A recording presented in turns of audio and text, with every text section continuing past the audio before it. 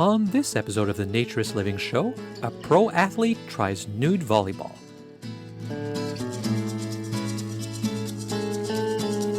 This episode of the Naturist Living Show is brought to you by Bare Oaks Family Naturist Park. At Bare Oaks, we offer traditional naturist values in a modern setting.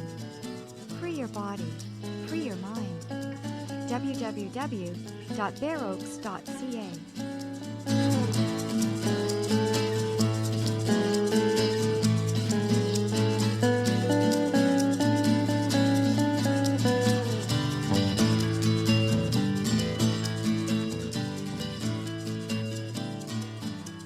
Welcome, dear listeners, to episode number 56 of the Naturist Living Show. It's June here at Bare Oaks Family Naturist Park where I'm recording because it's hot and sunny and beautiful. And while I always try to respect you, listener, by recording nude, I prefer to do it, of course, at Bare Oaks when I can, not just in my basement, which I have to do in the winter. So right now we are in full naturist environment, or shall we say ideal naturist environment, because of course you can be a naturist in any weather and in any condition and even dressed. It's a mindset, but we are in an ideal naturist situation today. And I want to say a thank you and a shout out or a greeting to Arnold in the Netherlands, who sent me an email. As I've said before, I get a lot of greetings from everybody, and I really appreciate it. But it's really neat to hear from people in the faraway places that are listening, New Zealand and Australia and the UK and the Netherlands in this case.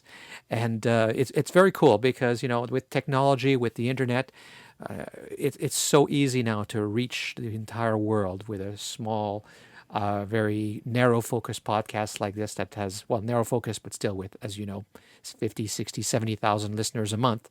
But in terms of the population of the world, that's not very much. But at any rate, Arnold sent me an email to point me towards an article that was very interesting.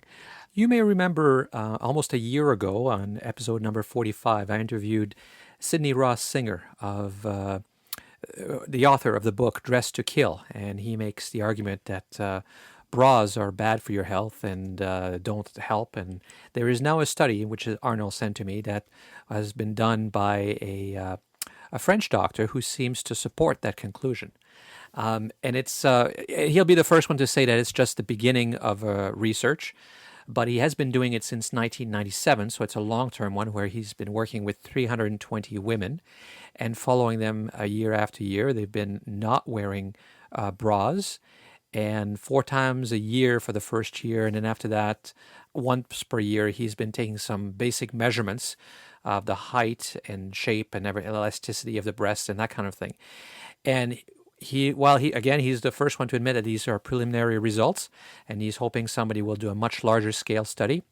It appears that bras actually have the inverse effect, certainly do not provide any beneficial effect in terms of preventing sagging or in terms of preventing injury or that kind of thing. In fact, it may do the opposite in terms of weakening the supportive tissues and ligaments that are there. So an interesting study.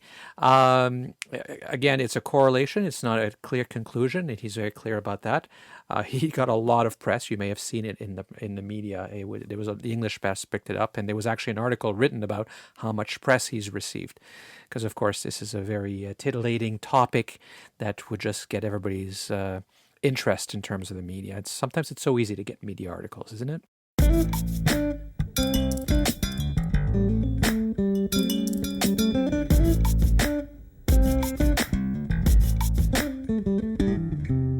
As I said in the introduction, it's June of 2013. And we are just at the beginning of our volleyball tournament as we're recording this. We're just getting the final things organized for our July 1st long weekend tournament, one of 2 big volleyball tournaments we host that are growing every year. And I'm really a big fan of volleyball because it's just, first of all, it's a traditional naturist sport. It's been in the naturist world since the beginning of naturism. The game was invented at the very end of the 19th century, and as 10, 15 years later, there's evidence that it was being played in naturist clubs already. I think it's because it's a very inclusive game. It doesn't require a lot of equipment, and it's perfect for playing nude, of course. And so, of course, everybody who listens to this show knows that I'm a big fan of history and traditions that way, not always doing everything the same way, but remembering where we came from and remembering the source of our philosophy and how we've evolved. So I like the sport from that angle. I also like it because I like to promote activities. People just, it's a bad stereotype now that's out there that naturists, we're all sitting around lazy, fat, drinking beer and smoking and whatever it is. And that's not true. It is about health. And it is about being healthy. And as we talked about in earlier shows, if you want to attract young people, you have to have activities and things for them to do. And young people like to be playing sports and be active, and tournaments like this are a lot of fun. We have volleyball every weekend because we have a permanent court, but this is the big tournament, and this year we have bigger prizes. We're actually offering a $500 cash prize in both tournaments for the very top team. Very top team, of course, would have to be playing at the A level.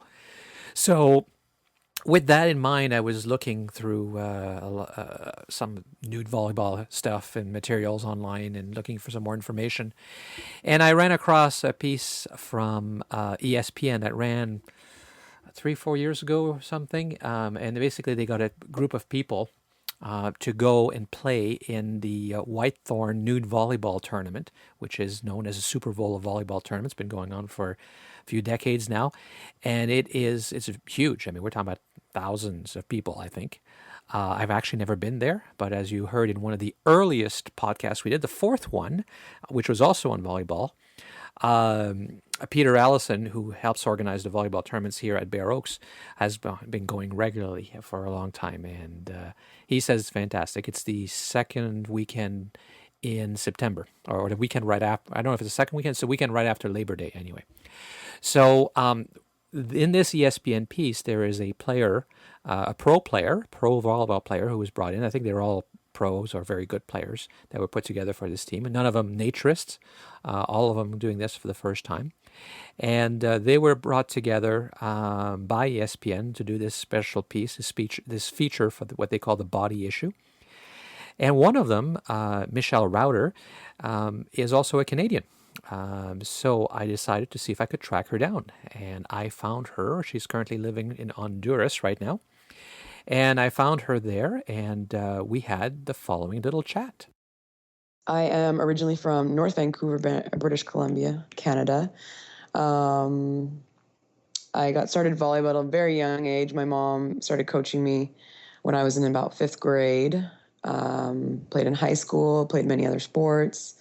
Kind of fell in love with volleyball and chose that for my path to go to attend the University of Wyoming, where I had a full ride scholarship. And then after there, I was lucky enough to head over to Europe and play in a few different countries professionally, indoor volleyball, and it was a pretty amazing experience. So you were actually considered a professional volleyball player, and while you were doing that, you ended up playing in the Super Bowl of volleyball at White Thorn. How did that happen? Actually, ESPN had contacted my agency. Yes, we have agents. And the agency had sent out an email to a few females that they thought may be interested. And I was in California at the time. I got the email. I responded. I was like, yes, because going to a nudist resort and obviously being in ESPN Magazine are two things on my checklist. And to knock two things out in one trip was perfect. Well, I don't know if going to play volleyball nude is on everybody's checklist. Why was it on yours? I guess playing volleyball nude was not on the checklist, but going to a nudist resort and then obviously the magazine is a little separate. But when I heard about the opportunity, that made me think, like, what's it gonna be like to play naked? And I had, a solid 2 or 3 months to think about that before we actually took the trip. And I don't think anything you conjure up in your own mind can prepare you for what you experience when you get there. Yes, well, that's fair enough. if that makes sense. Yeah. I know, and I know that from, running Bear Oaks, I talk to people um, all the time, and it's like you're talking them through some very big thing, like jumping out of an Yes. airplane, and they almost always say afterwards, it's not what I expected. And at first Mhm. I used to say, well, we talk about it for 6 hours, and I told you what it was going to be like, but in your head, until you experience it, it's hard to know, I think. Completely, definitely. So your agent even brought this to you, which surprises me a little bit, because did they think this is something you would do? Yeah, exactly. They at the firm they probably have maybe anywhere from 60 to 100 different female athletes signed on with them. And then they also have males. So they have a lot of athletes that are at their exposure.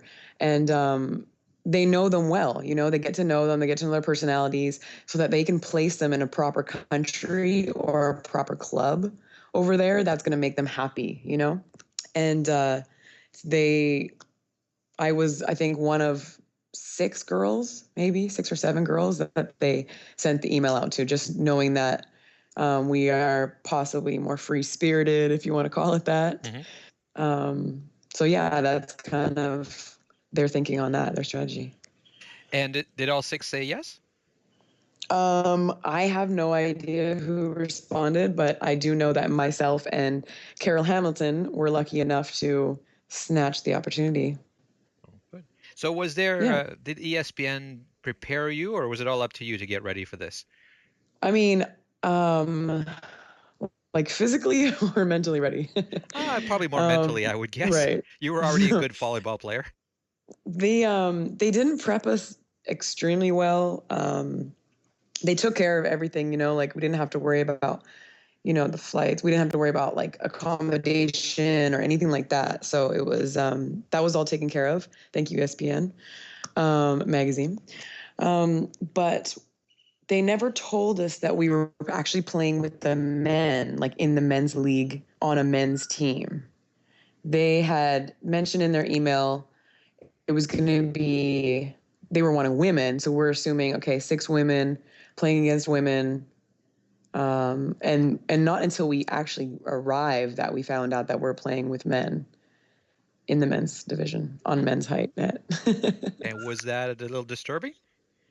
No, it was just it was shocking. Um, but it turned out to be really fun, because it's fun to play with the guys sometimes. Hmm. It's a completely different volleyball game. It's very powerful. It's very quick. So it's a challenge.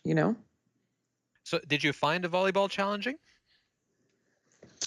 Um, I mean, I found it as a new challenge because you are put into a jungle. I mean, you're put into a new environment. But it wasn't extremely challenging. The volleyball was great caliber there, I think. Especially the men. They have some great teams come out for that. But yeah, it was definitely a new challenge for me. So tell me what the overall experience was like from the time you arrived there. When you arrive, I mean, you have little butterflies in your stomach. You don't know what to expect. You have a million questions, a million things going on in your mind. You get there, within the first couple hours, but definitely the first day, you've completely eased up. You've got many of your questions answered because nudists are very helpful. They want to, they can tell you're new. They smell it. Yeah. They can smell the fear possibly, or just, sense the hesitation. So, I definitely learned a lot in the first day, but I think we were there for 4 days. I think by day 3 or 4, it was just like, I don't want to leave. Like, I don't want to leave. I could live like this. Well, in fact, you went back. You went back on your own dime, didn't you? I've returned twice now. The past 2 years, I missed the 1 year following ESPN. But the last 2 years, I've played with the women, with a Canadian team, And we have won, actually, both Wow, congratulations. championships. Thank you. Yeah, it was pretty fun. And are you going back this year as well? Right now, it's unknown. I mean, if it happens, it'll definitely be a last minute trip, because I will still be currently in Honduras at that time, or Central America at least. So, but I would love to make it back, and I would love to play with my same girls, and I would love to win again. So it's you're not playing volleyball professionally anymore. Is it not a sport that's easy to succeed in professionally? I think it is. I think anything that we want to do, we can succeed in, successfully, however we term success. But I think it's volleyball is one of those sports that it's more of a love for the game, because maybe it isn't always about the money, where some sports have been lost in the money, the purity of it, at least, and the heart behind it. So that's what, especially looking at beach volleyball, that is, that's a tough one. That's a tough one to break into. But it's a very strong love for that game. Are you still playing even at the amateur level competitively, or? I am actually playing here on the island. I am in Honduras. It's called Roatan, and we have a women's league here. And I'm coaching them, and I'm playing with them. And it's on hard court. It's outdoor. We don't have any gymnasiums. Everything's outdoor here. It's lovely. And then I'm also playing beach, but just for fun with the guys. We have some of the local guys play here. We play 2-on-2, and then we end up playing 4-on-4 when, some other more people show up. And they're very good, though. They're very good. They're very talented. But you're playing dressed, of course. Yes, unfortunately.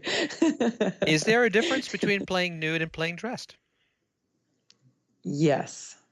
And not the openness of it, but I think for women, when you don't have a bra or some kind of support, that's probably the only thing I really notice, Okay. But playing on the beach naked, I mean, the hard court's the hard court. It's kind of weird. It's awkward. You're wearing shoes, you're not completely naked. But I actually competed 2 years ago on the sand court at White Thorn Lodge and they play 4-on-4. And this is before the big tournament on Saturday starts. Mm-hmm. And I played with a couple of guys, and we ended up winning. And that sand there is just gorgeously white, so smooth, and you're naked. And I was like, oh, this is the way to play beach volleyball. Like a bathing suit, I could definitely play beach volleyball naked. But hard court, I could have a little cup, some spandex and a bra on or something. Yeah. You just feel a little better. Well, we have a tournament at Bear Oaks, and we have a permanent sand court that people will play on. But we during a tournament we need 4 courts, so we do 3 grass courts, and that's I guess a little between. It's a little harder than sand. But people who play really well, I've always said they would like to have hard courts. But I'm always thinking, wow, that seems a little nasty, naked. Yeah, it holds you back, that's for sure. And sometimes people dive, and then some people screech, and everyone's like, ah. But yeah, it holds you back a little bit, unfortunately. So why do people who play well prefer hard courts, or is it not all good players who do? I don't think so. I think it depends on the skill of the player. Some people are just thrive better on the sand, Some people are better on hard court. Maybe it comes down to the training that they're used to. I mean, if you're on the sand, you need to train in the sand until you actually can move in the sand. It might take you weeks. It might take you months to really get the timing of beach volleyball and an attack and the technique. So why did you end up, you were doing mostly beach volleyball, right? I was doing mostly indoor volleyball for a majority of my career. I Oh, did a little bit of beach volleyball. I lived in Southern California with my partner from Canada, and we trained double days, triple days. We trained pretty hard and competed at our Canadian nationals. And then after that season, we parted, and I went back to indoor because I still was in love. so why did you lean towards that versus sand? Was it just what was available? um, I just had never really gotten into beach very much.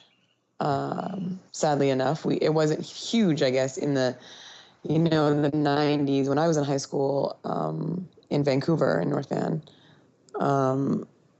So I never really got introduced to it until I was in my mid-20s. And then, it was a new challenge that I don't think I was ready for, and I wasn't willing to give up indoor yet.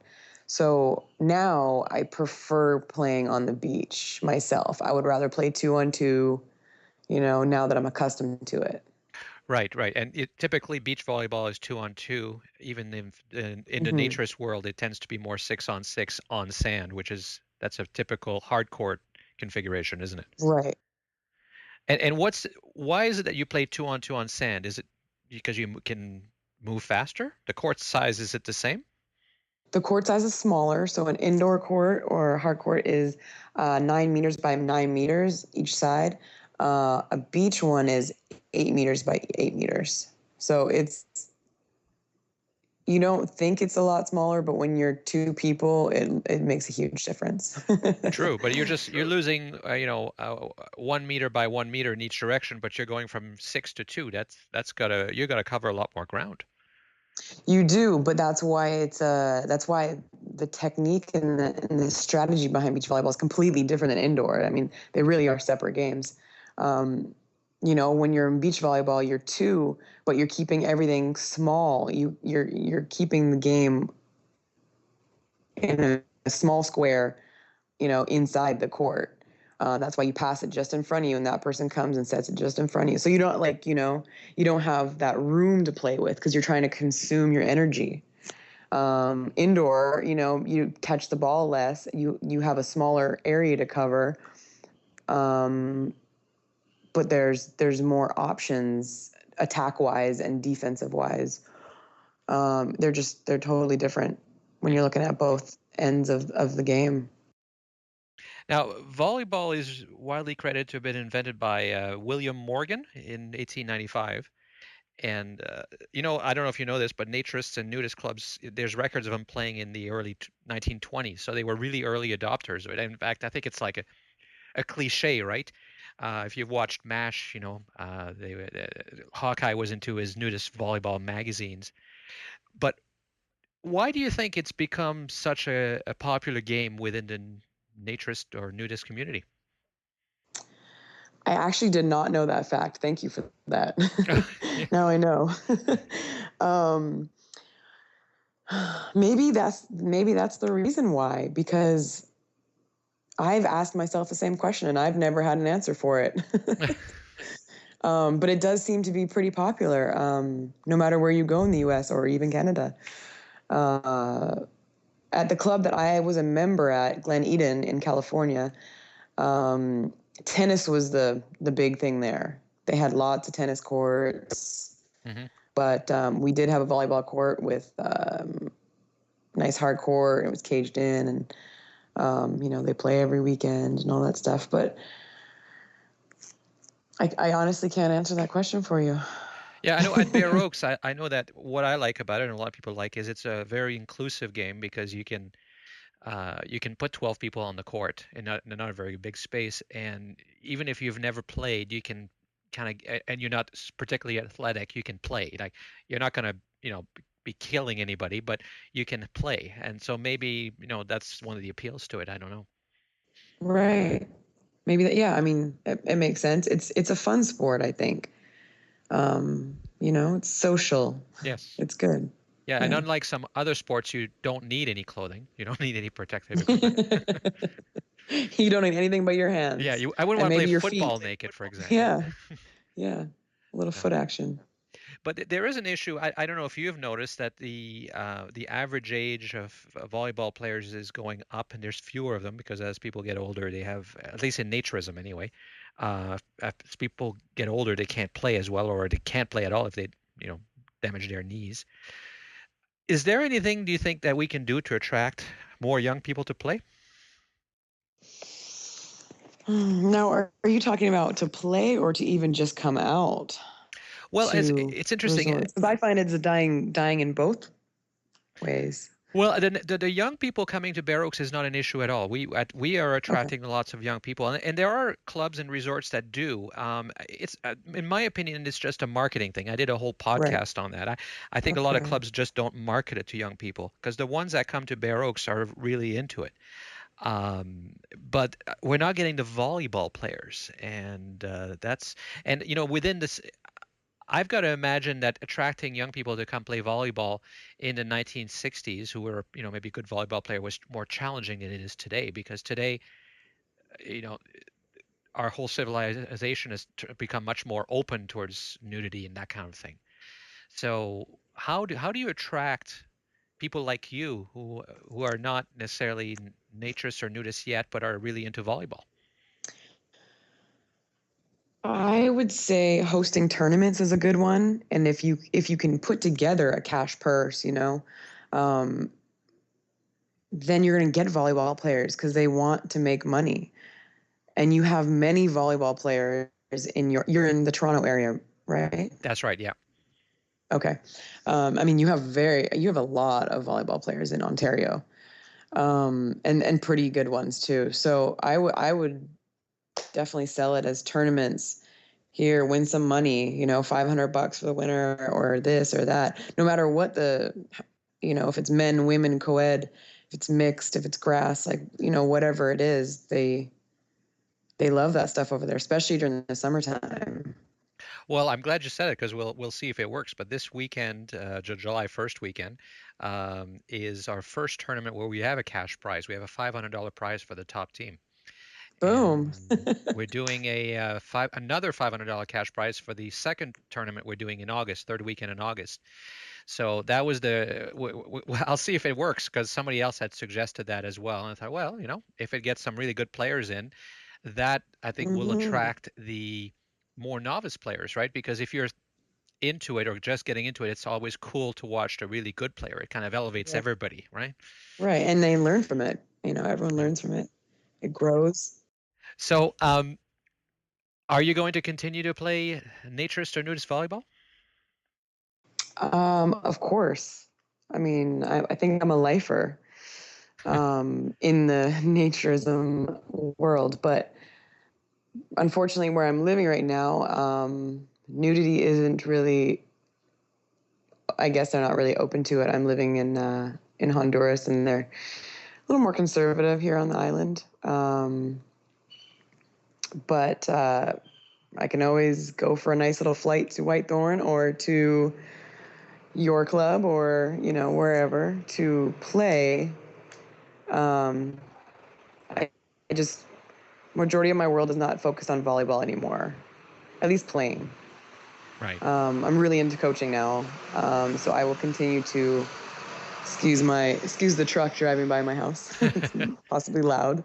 Um, so yes, coaching is where I am focused now, and coaching on the court, off the court, in life, and just growing a little community and a family here. Now, you're not. It's not just a volleyball. You actually appreciate naturism or nudism for what it is, right? Of course, like you mentioned, the reason why you call it naturism instead of nudism, because it's more than just being naked, so much more. Now, why do you think you took to that, so relatively easily compared to others who wouldn't have even considered going to a naturist club, never mind, playing naked for a national publication?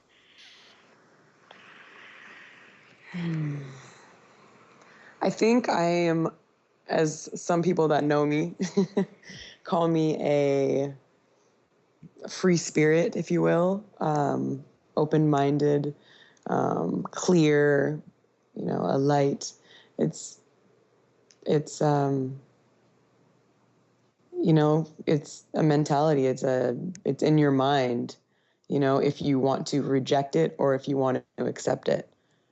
And most people are just shut off to that. And I think I've traveled so much that it's allowed me to open my mind to new things and new experiences. And that possibly, you know, living in Europe possibly definitely took me there, started me there.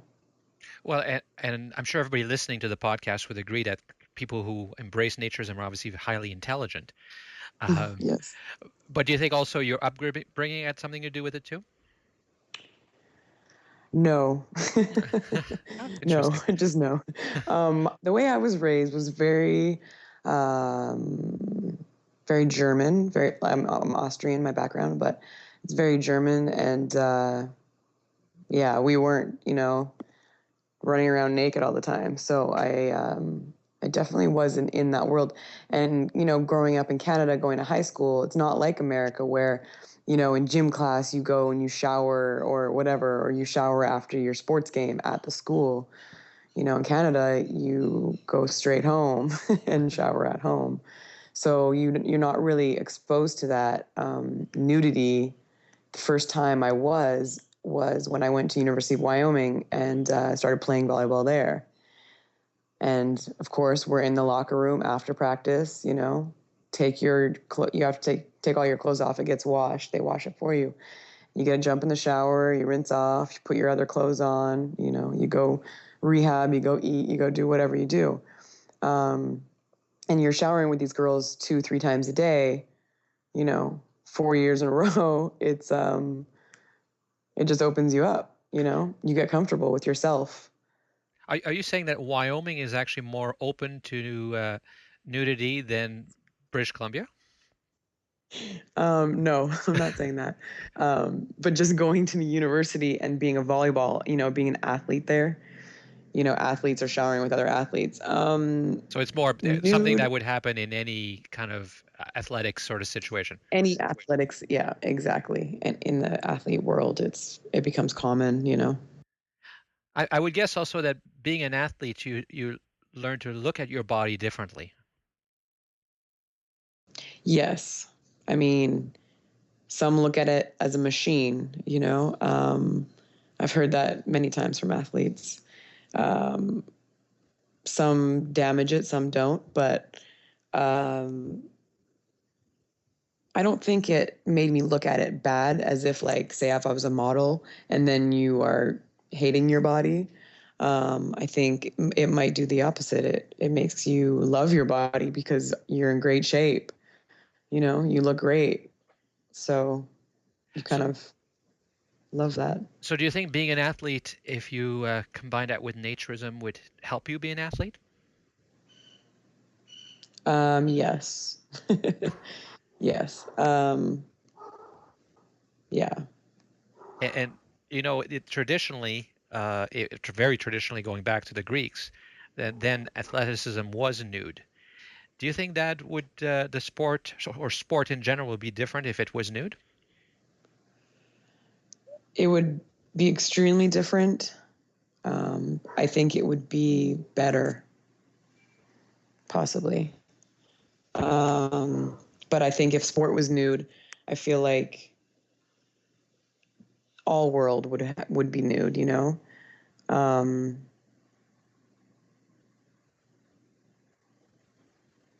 nudity is at the same time you're talking about looking at these athletes' bodies, and it could do the same thing as well, as we're doing now. Is, you know, we embrace these athletes, we look at them and we're like, oh, I want that body, I want that body, I want that body, I can't have that body. um, but I think if maybe possibly they were nude, it would be a little bit better, because then you see the imperfections, because we know that no one's perfect, but, you know, when we're covered up, we don't know that. Yeah, you know, I look at athletes that do whatever they do with it in amazement in terms of the height that they've reached of fine tuning their how everything works. I know I could never be there. I don't think I want to be, lifting weights that I can see, or run as fast as I can see, or do any of that, because one, I'm too old anyway, but I'm not necessarily built, and it's not what I chose there. So I don't envy it. To me, it's like, if you go to the museum, you see the, beautiful statues and beautiful art, or you see, go to the landscapes and you see beautiful mountains. Right. It's part of, wow. Maybe, if you were a naturist, if everybody was a naturist, they would be able to look at that and not envy, and just recognize the differences. I don't know. And appreciate it for what it is. Yeah, you are right. It is art. It's beautiful.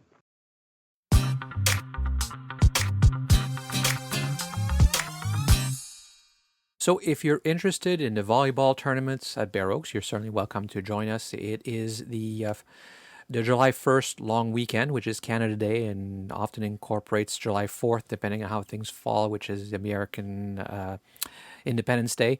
And the second volleyball tournament is the Lee Baxendall Volleyball Tournament, named obviously in memory of Lee Baxendall, the founder of the Naturist Society.